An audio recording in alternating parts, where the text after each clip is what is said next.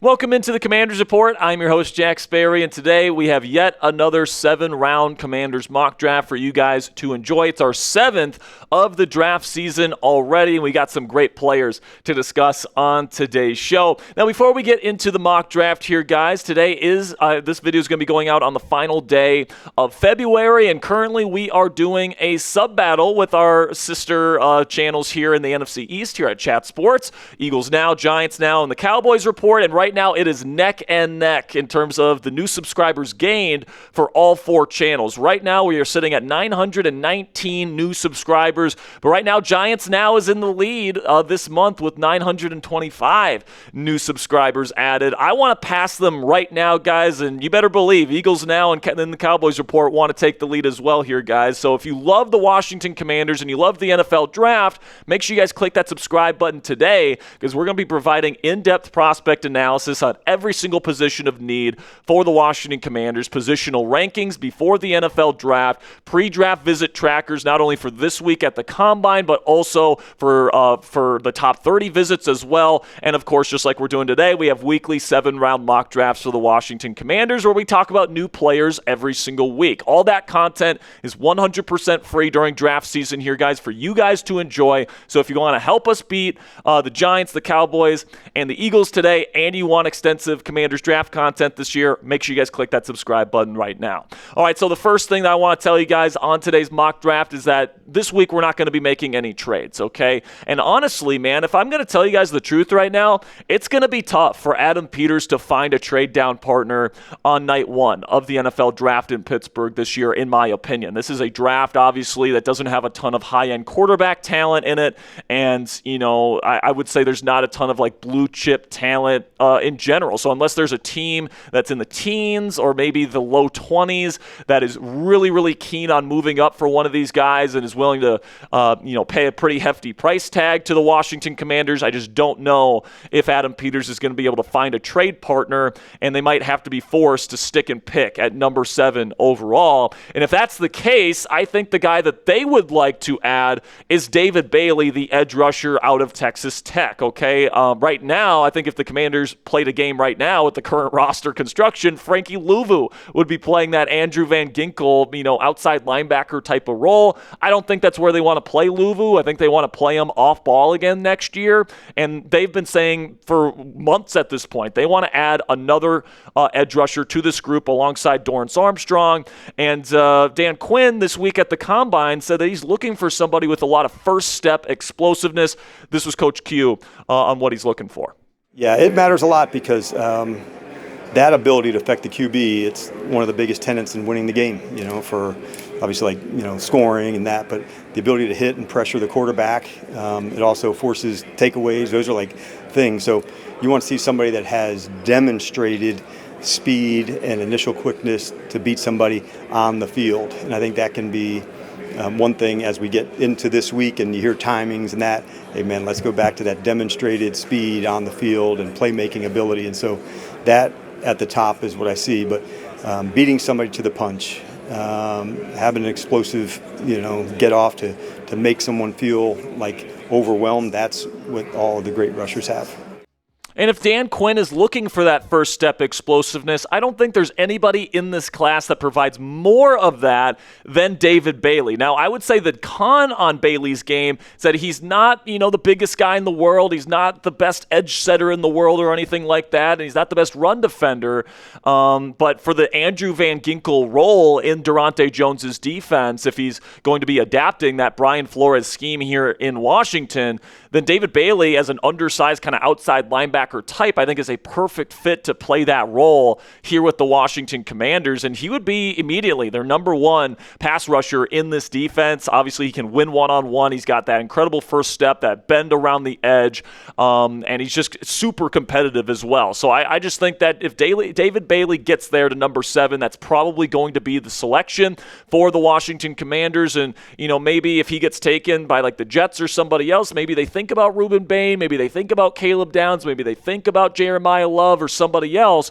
But I think right now, if the Washington Commanders could pick one person that could realistically be there at number 7 to be their draft selection, I think their favorite is David Bailey. But let me know what you guys think down there in the comment section. Who is Washington's ideal pick at number 7 overall this year? Is it David Bailey? Is it Caleb Downs? Is it somebody else? Let me know what you guys think down there in the comment section. This will be the pinned comment on today's show. So in just a second here, I'm going to tell you about our brand new sponsor here at Rag & Bone. Well, I tell you about our sponsor today. Answer today's pinned question down there in the comments. You guys might have noticed that I'm wearing a brand new shirt today. This denim shirt comes from our friends at Rag & Bone, our new sponsor here on the Commanders Report. And Rag & Bone Infused Denim offers a range of fits tailored for any style and occasion. From slim and straight to athletic and relaxed, Infused Denim is a wardrobe staple that pairs perfectly with any outfit and whatever fit you prefer. For a limited time only, our listeners get 20% off their entire order with code CHAT at rag-bone.com. I was completely blown away the first time I tried on my Rag & Bone shirt and jeans because of how broken in they already felt right away and how high quality the materials were and how fantastic they felt. I used to have to choose between jeans that look great and ones that actually lasted, but with Rag & Bone, I finally get the best of both worlds. Rag & Bone Infused Denim is crafted with a proprietary 8-step over-dye process, and that gives each piece a rich dimensional color that gets better with every wash. And not only do they look great, but Rag & Bone makes jeans that are built to last that actually get more comfortable the more that you wear them. It's time to upgrade your denim game with Rag & Bone today. For a limited time only, our listeners get 20% off their entire order with code CHAT at rag-bone.com. That's 20% off at rag-bone.com with promo code CHAT. When they ask where you heard about them, please support our show and tell them that we sent you. And a big thank you to Rag & Bone for sponsoring today's edition of the Commanders Report. Now, with our third round selection here, I'm going to take one of my most intriguing players in this NFL draft class this year, in my opinion, which is the undersized linebacker out of Pitt, Kyle Lewis. Now, Lewis was a team captain for the Pitt Panthers, and he was somebody that at the Senior Bowl was an absolute star because he had multiple interceptions as a linebacker going up against the running backs in the one-on-ones. And if you know anything about that one-on-one drill with linebackers versus running backs, you almost never see interceptions, and you very rarely see PBUs. Running backs usually just cook these linebackers. Not Kyle Lewis, man. Like, this guy was absolutely shutting down some of the best route-running running backs in the nation in Mobile this year. And, when I look at his size, like, he's like 220 pounds, a little bit over that, a little bit over 6 foot. Like, he kind of is built like a big nickel type of player. And I think Lewis is a uniquely good cover player at that size, at 225, whatever pounds that he's at. And, he can cover running backs. He can cover, slot wide receivers. He can be that roamer at nickel in certain packages as well. Like, this guy's got a very unique skill set. He's very, very athletic. He's expected to run somewhere between 4.5 and like 4.55. Like, he's going to run pretty fast at the combine this week. And Lewis, can kind of play that tweener role, that linebacker kind of DB kind of tweener role that we saw Josh Metellus play in Brian Flores' defense over the last several years. He has been such a big part of that Vikings defense. Just ask a Vikings fan what they think of Josh Metellus. They absolutely love that guy as kind of like that tweener linebacker safety type. And I think that Kyle Lewis at 225 pounds can provide something very similar to what Metellus brought to the Vikings defense, only Lewis is 20 pounds heavier than what Metellus brings to the table there for the Minnesota Vikings. So something tells me that Daronte Jones, who likes these kind of tweener type of players, is going to fall in love with Kyle Lewis, especially if he watches that practice tape from the Senior Bowl. And I think that he could be kind of that dynamic, almost big nickel piece in this Washington Commanders defense that can make this defense one of the more unique looking defenses in the National Football League, with that big nickel player converting from linebacker to almost like a big nickel safety type of role here in Washington. But then we get to round 5, obviously with no round 4 pick, and I'm going to take a guard here that I would consider a top 100 player in Jalen Farmer, the guard out of Kentucky. I think that he's just super stout, big-bodied dude. Reminds me, honestly, a little bit of Chris Paul. If Paul ends up leaving in free agency or whatever, Farmer is somebody that I think Dan Quinn and David Blau is going to like. And, Dane Brugler has Farmer in his top 100 big board right now. And right now the consensus big board would allow me to take Jalen Farmer in round 5. So I'm going to take that every day of the week. Yeah, would he be a day 1 starter? Maybe not. We'll see. I think he could compete for that job on day 1, but I think Farmer is somebody that's got, long-time NFL starter written all over him. I think he's a top 100 player in this class, and to get him here in round 5, I think is an awesome value.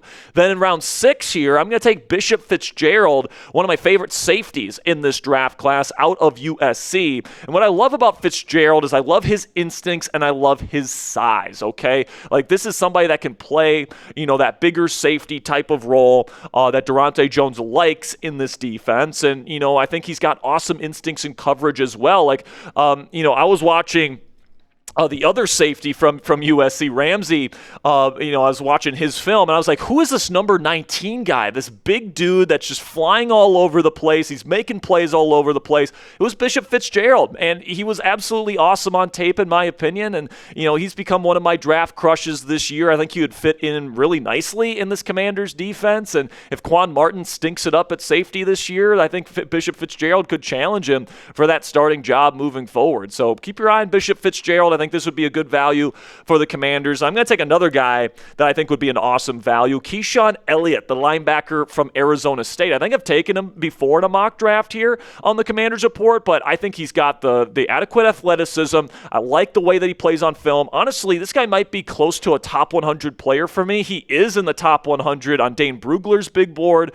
So obviously I'm not alone in my infatuation with Keyshaun Elliott, but you got to have the traits nowadays in the National Football League to be a 3-down starter at the linebacker position. I think Elliott is the right kind of developmental type of piece there where he can learn from Frankie Louvu and he can eventually be his successor in this defense at that off-ball linebacker spot alongside Jordan McGee. But then in round 7, I'm going to take a wide receiver here, Jordan Hudson, the wide receiver out of SMU. Now, Hudson, I think, might be one of the better value picks, especially on day 3 in this entire NFL draft. I have Hudson close to a top 15 receiver in this class, and this is an awesome wide receiver class, guys. Like, there might be guys that get taken on day 2 this year that are worse, in my opinion, than Jordan Hudson. Like, Hudson's just so well-rounded. He's not necessarily elite in any one category, but he's got very good hands. He's good after the catch. He's well-built. He's got good speed. Like, he's just got a lot of different stuff that you like, and as a potential wide receiver 3 of the future, like, I think you're going to have Terry McLaurin and Brandon Ayuk as your top 2 guys